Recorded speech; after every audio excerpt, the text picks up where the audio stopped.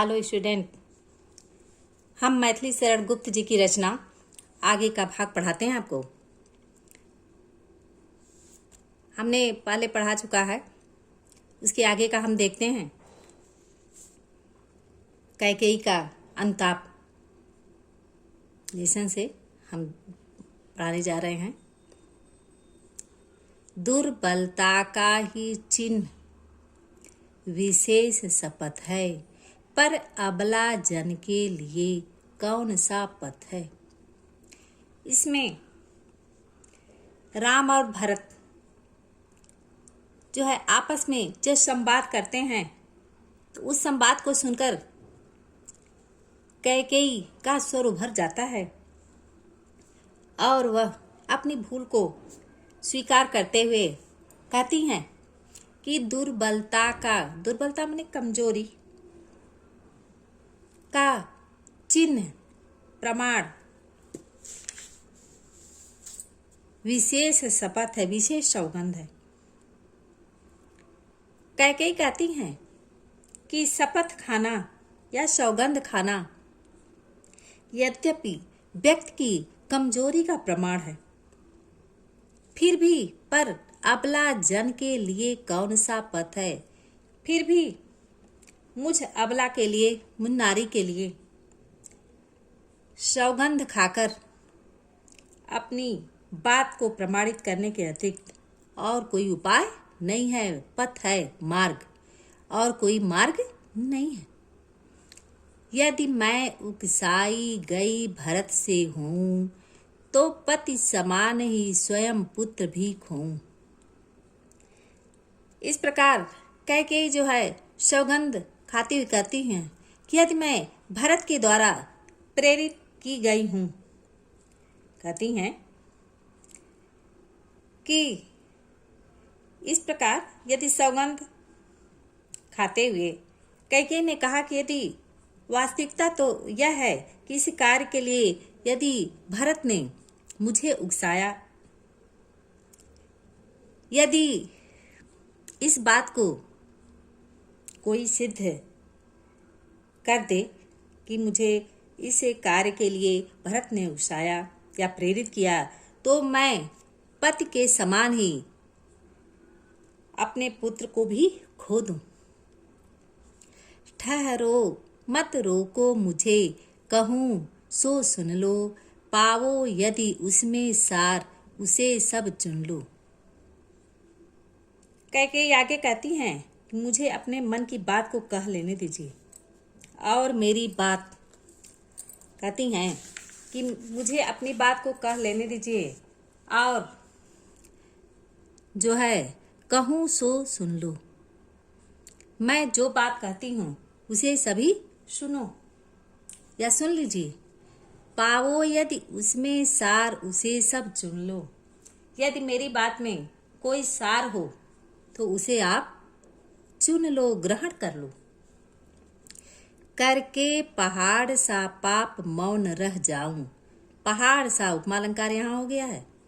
करके पहाड़ सा, कैकेयी कहती हैं अब मेरे लिए यह संभव नहीं है कि मैं पहाड़ के समान, पहाड़ से बड़ा पाप करके भी चुप रह जाऊं, मौन रह जाऊं। पहाड़ के समान बड़ा पाप करके भी चुप रह जाऊं, अर्थात छोटा भी राई भर भी अंताप न करने पाऊं।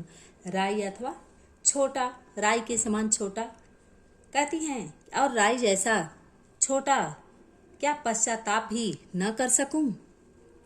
प्रश्नवाचक चिन्ह है। कहती है क्या पश्चाताप न कर सकूं। थी स नक्षत्र सस निशा ओस टपकाती, रोती थी नीरव सभा हृदय थपकाती। जिस क्षण कैकेयी अपने द्वारा किए गए कृत्य पर पश्चाताप कर रही थी, तो कवि मैथिली शरण गुप्त जी कहते हैं कि उस समय एक और तारों से शशि निशा ओस टपकाती। कल कहते हैं कि उस समय एक और तारों से जड़ी हुई चांदनी रात ओस कणों के रूप में आंसू की वर्षा कर रही थी और रोती थी नीरव सभा, नीरव ने शांत, रोती थी नीरव सभा हृदय थपकाती। और दूसरी तरफ मौन सभा अपने हृदय को थपथपाते हुए रुदन करती जान पड़ती थी। उल्कासी रानी दिशा दीप्त करती थी, सब में भय विस्मय और खेद भरती थी। उल्कासी, उल्का के समान जिस रानी ने, कब कहते हैं, जिस रानी ने राम वनवास रूपी उल्कापात करके अयोध्या के समाज को नष्ट कर दिया, वह रानी आज अंधकार में दिशा दीप्त करती थी। वह रानी आज अंधकार में सर्वत्र प्रकाश बिखेर रही थी। सब में भय विस्मय और खेद भरती थी, और खेद के भाव एक साथ भर दिए सभी में। सभी वहाँ पर उपस्थित, उसने अपने अंताप से उपस्थित जन समुदाय में भय विस्मय और खेद के भाव भर दिए, एक साथ भर दिए। क्या कर सकती थी मेरी मंथरा दासी, मेरा ही मन न रह सका न निज विश्वासी। इसमें कैकेयी ने अपना सारा दोष, कैकेयी जो है अपना सारा दोष अपने ऊपर लेती हैं। वह स्पष्ट रूप से कहती हैं कि वह जो बेचारी मंथरा है क्या कर सकती थी। वह बेचारी जो मंथरा दासी है, एक साधारण दासी थी, साधारण दासी थी, वह क्या कर सकती थी। उसके पास इतना बल नहीं था। मेरा ही मन रह सका न निज विश्वासी। कैकेयी कहती हैं कि वह मेरे मन को बदल नहीं सकती थी। वास्तव में मेरा मन ही क्या हो गया था, अविश्वासी हो गया था।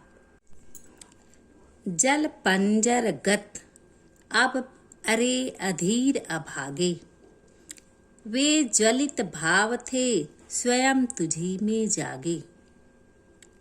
इसमें भाई कैकेयी अपने पश्चाताप करती हैं, पश्चाताप को स्पष्ट करती हैं, कहती हैं अपने मन को संबोधित करते हुए।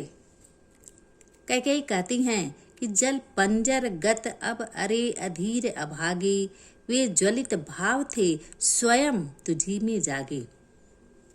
कहती हैं कि मेरे शरीर के अंदर स्थित रहने वाले जो मन है, जल पंजर गत, मेरे शरीर के अंदर रहने वाला हे मन, मेरे मन, घर में आग लगाने वाले अर्थात जो कटुता फैलाने वाले भाव होते हैं, स्वयं तुझी में जागे, स्वयं तुम्हारे ही अंदर जागृत हुए। कहती हैं कि ज्वलित भाव, जो कटुता फैलाने वाले भाव थे, स्वयं तुम्हारे अंदर ही जागृत हुए। पर था केवल क्या ज्वलित भाव ही मन में, क्या शेष बचा था कुछ न और इस मन में। कैकेयी कहती हैं कि इसलिए अब इस शरीर के अंदर जो जलने वाली आग है, इस शरीर के अंदर जो जलने वाली आग में अब तुम स्वयं ही जलो, तुम स्वयं ही जलो। क्या शेष बचा था कुछ न और इस मन में। कहती हैं इसके बाद कैकेयी जो है वहाँ पे उपस्थित जो जन समुदाय रहता है, जन समूह रहता है, उसे प्रश्न करती हुई कहती हैं कि क्या उस क्षण मेरे मन में ईर्ष्या का भाव ही भरा हुआ था, कोई भाव शेष नहीं रह गया था। कुछ मूल्य नहीं वात्सल्य मात्र क्या तेरा, पर आज अन्य सा हुआ वत्स भी मेरा, पर आज अन्य सा हुआ वत्स भी मेरा। इसमें उपमा अलंकार हो गया है। इसमें कैकेयी कहती हैं कि कुछ मूल्य नहीं, कोई मूल्य नहीं है। कहती हैं कि पुत्र के प्रति क्या मेरे हृदय में अन्य कोई भाव नहीं था पुत्र के प्रति? मेरे मन में जो वात्सल्य भाव था, क्या उसका कोई मूल्य नहीं है? पर आज अन्य सा हुआ वर्ष भी मेरा, किंतु यह मेरा दुर्भाग्य ही है कि मेरा वही पुत्र अब मेरे लिए अन्य सा हो गया है, पराया जैसा हो गया है। थूके मुझ पर त्रैलोक्य भले ही थूके, जो कोई जो कह सके कहे क्यों चूके। यहाँ अनुप्रास का कवि ने बहुत सुंदर वर्णन किया है। कैकेयी कहती हैं अपने कृत्य पर, कैकेयी जो है अपने कृत्य पर, अपने कुकर्म पर पश्चाताप करती हुई कहती हैं कि भले ही तीनों लोकों के वासी मुझ पर थूकें, अर्थात मेरी भर्त्सना करें, थूकें अर्थात मेरी निंदा करें, भर्त्सना करें, जो कोई जो कह सके, जिसके मन में जो कुछ भी आए वह कहे, मेरा तिरस्कार करे। तिरस्कार करने में भला कोई क्यों चूकेगा? किंतु छीने न मातृपद, किंतु भरत का मुझसे, रे राम दुहाई करूं और क्या तुझसे। इसमें कैकेयी कहती हैं किंतु हे राम, मैं तुझसे केवल एक प्रार्थना करती हूँ, दुहाई करती हूँ, विनती करती हूँ कि मुझसे मेरा मातृपद न छीना जाए। इसमें अंत में कैकेयी जो है इसमें प्रभु श्री राम से दुहाई करती हैं, विनती करती हैं कि हे राम, मैं केवल तुमसे एक ही प्रार्थना करती हूँ कि मुझसे मेरा मातृपद न छीना जाए। इसमें बता दें, इसमें कवि ने माँ कैकेयी की उस मानसिक दशा का वर्णन किया है जो हमेशा ही अपने पुत्र कल्याण की कामना में रत हो, लेकिन उसका पुत्र ही उस पर क्रोधित होकर उसे त्याग दे। तो इस पंक्तियों में शांत रस का कवि ने प्रयोग किया है। यहाँ जो है क शब्द बार बार आया है, इसमें अनुप्रास अलंकार है। अन्य सा, पर आज अन्य सा हुआ वत्स भी मेरा, इसमें अन्य सा उपमा अलंकार का कवि ने बहुत ही सुंदर प्रयोग किया है। इस प्रकार स्टूडेंट अगला भाग हम आपको बाद में पढ़ाएंगे। Thank you.